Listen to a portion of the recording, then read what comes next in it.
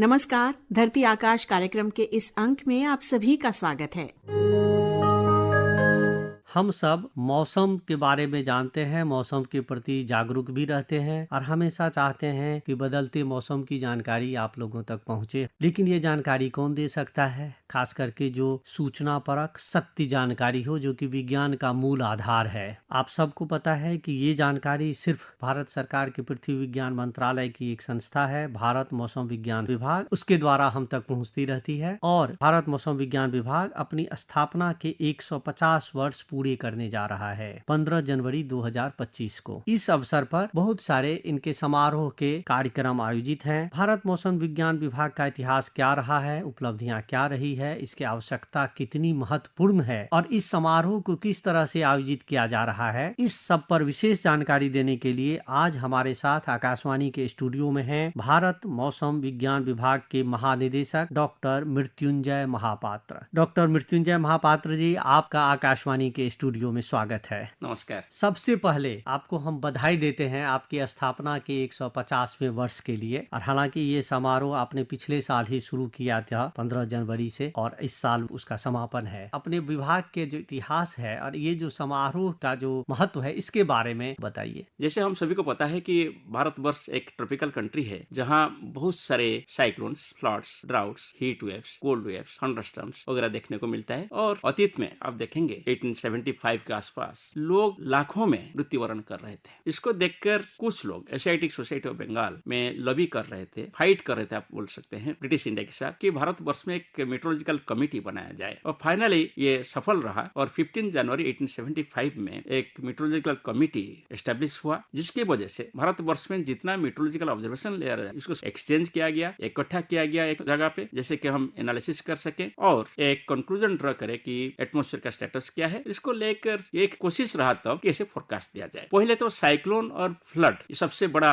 Challenging event था monsoon की वजह से। पहला मानसून फोरकास्ट भारत मौसम विभाग एस्टेब्लिश होने के बाद 1886 में लागू हुआ था और सीजनल फोरकास्ट रेनफॉल दिया गया था हिमालयन स्नो कवर को रिलेशन करते हुए। फिर आप जानकर खुश होंगे कि सदर्न ऑसिलेशन इंडेक्स, जिसको कंबाइन कर हम बोलते हैं El Nino and southern oscillation, इसका डिस्कवरी तब हुआ था 1905 से 15 के बीच में। इसको बेसिस करके देखा गया कि जब एल निनो कंडीशन होता है कि सदर्न ऑसिलेशन कंडीशन के साथ मानसून का रिलेशन है। इसको बेस करके फिर second version of monsoon forecast शुरू हो गया था, सीजनल फोरकास्ट कितना होगा देश में। और इसमें बहुत सारे परिवर्तन हुआ। एक 16 पैरामीटर मॉडल 1988 में डेवलप हुआ। फिर चेंज होते हुए एक मेजर ब्रेक थ्रू आया 2012 में, जब मानसून मिशन लिया गया मिनिस्टर ऑफ आर्थ साइंस में। और ये मानसून मिशन के जरिए एक dynamic ocean atmosphere coupled forecasting system यानी मॉडल डेवलप किया गया। 2021 में हम और एक ब्रेक थ्रू लाए, जबकि ना सिर्फ भारतवर्ष में टोटल रेनफॉल कितना होगा, मगर भारतवर्ष में डिफरेंट हिस्सों में कितना बारिश होगा, कहाँ एबव नॉर्मल रेनफॉल होगा, कहाँ बिलो नॉर्मल रेनफॉल होगा, कोई डिस्ट्रिक्ट में बोलिए कि कोई स्टेट्स में बोलिए। सो ये जो जानकारी हम 2021 में शुरू किए हैं, इसको ना सिर्फ सीजन के लिए मगर हर महीना के लिए दिया गया। और इसको मानसून मंथ के लिए सीमित नहीं करके सभी मंथ्स और सभी सीजन के फोरकास्ट दिया जा रहा है। इसको फॉलो करते हुए 2017 में हम ऑपरेशनली शुरू किया एक्सटेंडेड रेंज फोरकास्ट, जिसको आप बोलेंगे कि नेक्स्ट 4 वीक्स में कितना बारिश हो सकता है, हॉट स्पेल होगा कि कोल्ड स्पेल होगा, ड्राई स्पेल होगा कि वेट स्पेल होगा, इसका जानकारी दिया जाता है डिस्ट्रिक्ट लेवल पर। इसको फिर फॉलो करते हुए हर दिन हम short to medium range forecast देते हैं। अगले 7 दिन में कैसे वेदर रहेगा, कहाँ हेवी रेनफॉल होगा, कि थंडरस्टॉर्म होगा, हीट वेव होगा कि कोल्ड होगा, इसका जानकारी देते हैं और वार्निंग इशू करते हैं डिस्ट्रिक्ट लेवल पर। और इसको फॉलो करते हुए जिस दिन बारिश हो रहा है उस दिन हर 3 घंटे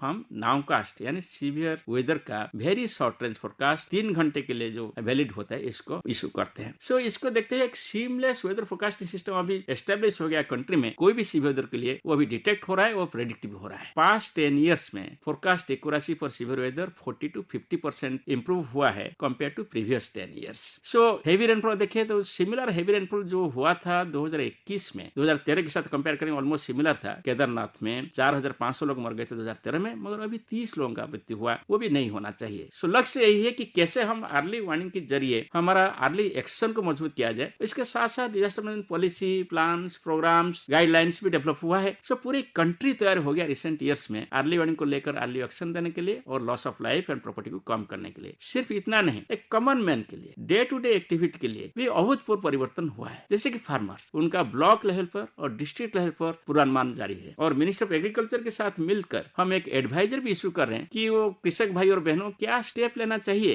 कब सिंचाई करना चाहिए कि नहीं, कब फर्टिलाइजर अप्लाई करे, क्या क्या स्टेप ले, कब सोइंग करे, वो सब इन्फॉर्मेशन हम देने के लिए तैयार है। ऐसे ही पावर सेक्टर का देख लीजिए, जो पावर का जनरेशन हो, डिस्ट्रीब्यूशन हो, इसको भी हम फोरकास्ट दे रहे हैं। हेल्थ सेक्टर देख लीजिए, जैसे कि डेंगू हो कि मलेरिया हो, वो कब डेवलप होने का संभावना ज्यादा रहेगा, क्योंकि ये सभी का टेम्परेचर, रेनफॉल, विंड के साथ रिलेशन है। तो इसका फोरकास्ट हम करते हैं हेल्थ डिपार्टमेंट के साथ मिलकर। सिमिलरली जो मछुआरे भाई समुद्र के अंदर जाते हैं, उनको अभी पूरा बे ऑफ बंगाल, अरबियन सी का पूर्वानुमान दिया जा रहा है, उनको SMS जा रहे, उनको एक मोबाइल ऐप के जरिए उनको भी पूर्वानुमान जा रहे। 5 दिन पहले तो सटीक सूचना उनको मिल जाता है। जैसे कोई फिशरमैन आजकल मृत्युवरण नहीं कर रहा है, ये एक सक्सेस स्टोरी है। कृषक भाई को बात करें, मैं बोलूंगा एक BPL फैमिली का फार्मर का आप सोच लीजिए, जिसके पास मौसम का जानकारी पहुंच रहा है। जो बिलो पॉवर्टी लाइन फार्मर मौसम का जानकारी का इस्तेमाल कर रहे हैं, उनका 12,500 रुपया नेट गेन हो रहा है। और ऐसे ही हम सेंट्रल इंडिया का जितना नॉन इरिगेटेड माने रेन फेड एग्रीकल्चर जो लोग कर रहे हैं, BPL फैमिली फार्मर से इकट्ठा कर ले कितना गेन हो रहा है, वो होता है 30,000 करोड़ रुपीस। आजकल कोई रेलवे इंसिडेंट नहीं हो रहा है जब साइक्लोन आता है कि कोई वेदर की वजह से। सिमिलरली आप कोई शिप नहीं डूब रहा है। जब आप 1998 की बात करें, 10 शिप डैमेज हो गए थे, कांडला पोर्ट डैमेज हो गया था, और अभी सिमिलर साइक्लोन आया, विपर्जय आया 2023 में, और कोई शिप डूबा नहीं। सो ये सभी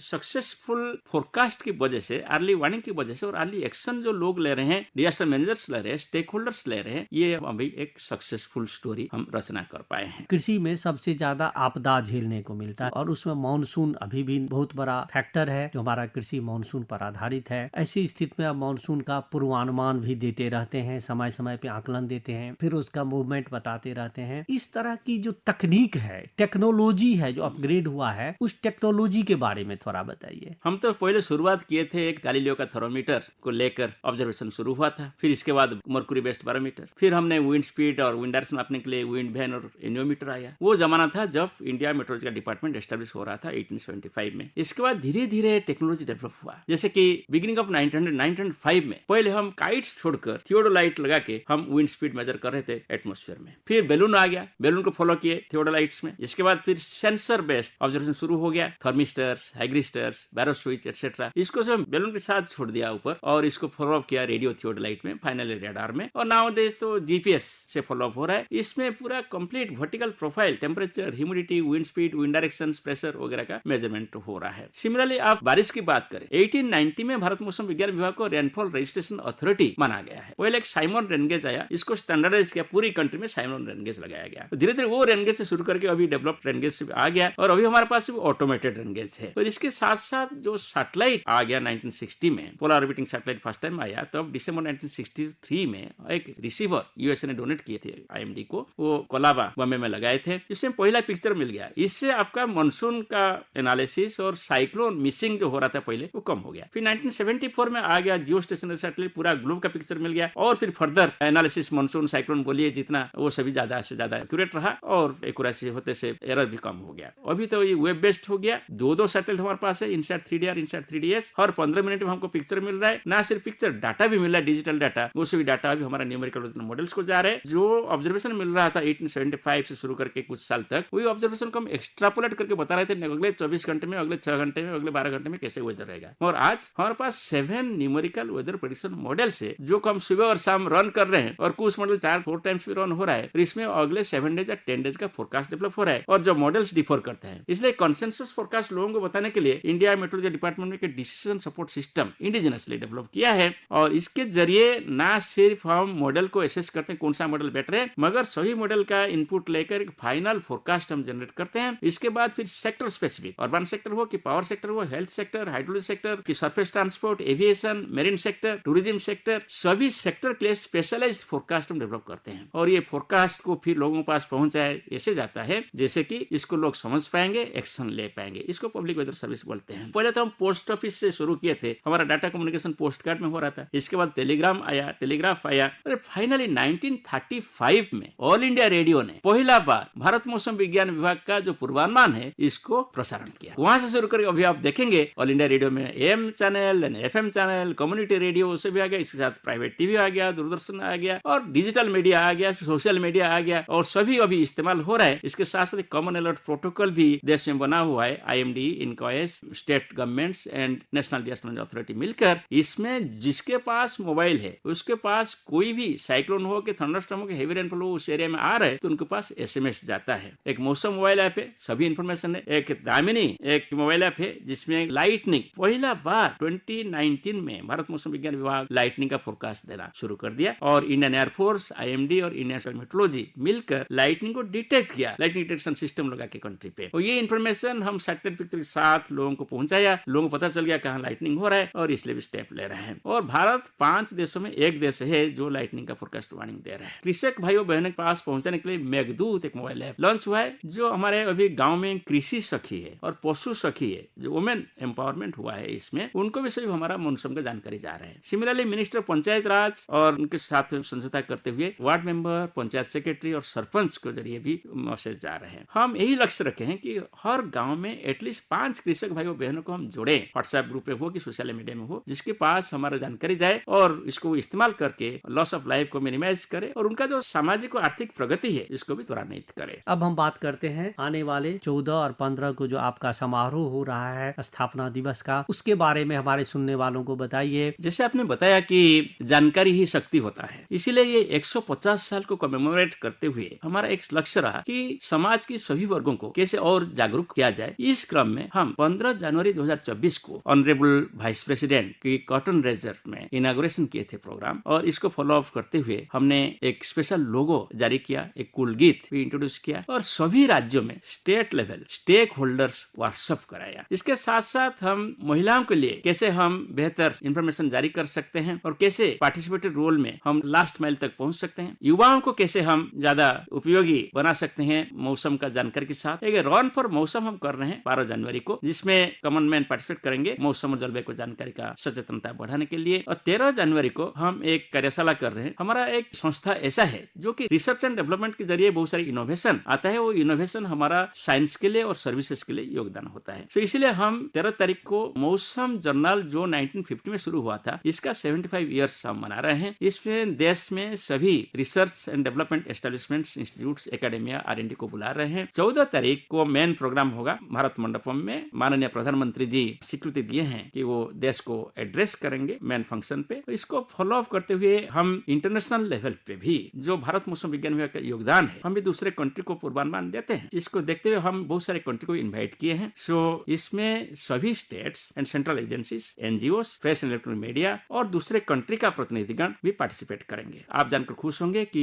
वर्ल्ड मेट्रोलॉजिकल ऑर्गेनाइजेशन का जो सेक्रेटरी जनरल वो भी आ रहे हैं, वो भी योगदान करेंगे। और इसमें सभी स्टेट्स में chief secretary, secretary disaster management और जितना stake holders, power sector, urban sector, health sector, hydrology sector और बहुत सारे सेक्टर्स के स्टेक होल्डर्स, एक्सपर्ट्स को हम बुला रहे हैं। और एक स्टूडेंट्स लेवल पे जानकारी को बढ़ाने के लिए हमने एक नेशनल मेट्रोलॉजिकल ओलंपियाड आयोजन किए हैं स्टेट लेवल पर। उसमें जो बच्चे सिलेक्ट हुए हैं फर्स्ट, सेकंड, थर्ड, 3 क्लास में, क्लास 8, क्लास 9 एंड क्लास 11, उन सभी को हम दिल्ली बुला रहे हैं। वो मेन प्रोग्राम में वो पार्टिसिपेट करेंगे और इसके साथ साथ एक नेशनल लेवल कंपटीशन करेंगे 13 तारीख को, और इसमें फर्स्ट, सेकंड, थर्ड हम सिलेक्ट करेंगे, उनको भी प्राइज दिया जाएगा। ऑब्जेक्टिव यही है कि स्टूडेंट्स को मीटरोलॉजी के बारे में, वेदर एंड क्लाइमेट साइंस के बारे में हम अवगत कराएंगे, स्पेशल लेक्चर्स देंगे, उनको एक एक्सपोजर देंगे, भारत मौसम विज्ञान वो देखेंगे, और इसके साथ साथ ऑनरेबल प्राइम मिनिस्टर का स्पीच सुनने के लिए भी एक प्रयास होगा। और ये प्रयास सिर्फ 14 और 15 तारीख के लिए ये जारी रहेगा कि हम लोगों के साथ जुड़े, लास्ट माइल तक पहुंचे, हमारा सर्विस है इसको और बेहतर बनाए, जैसे कि एक weather ready and climate smart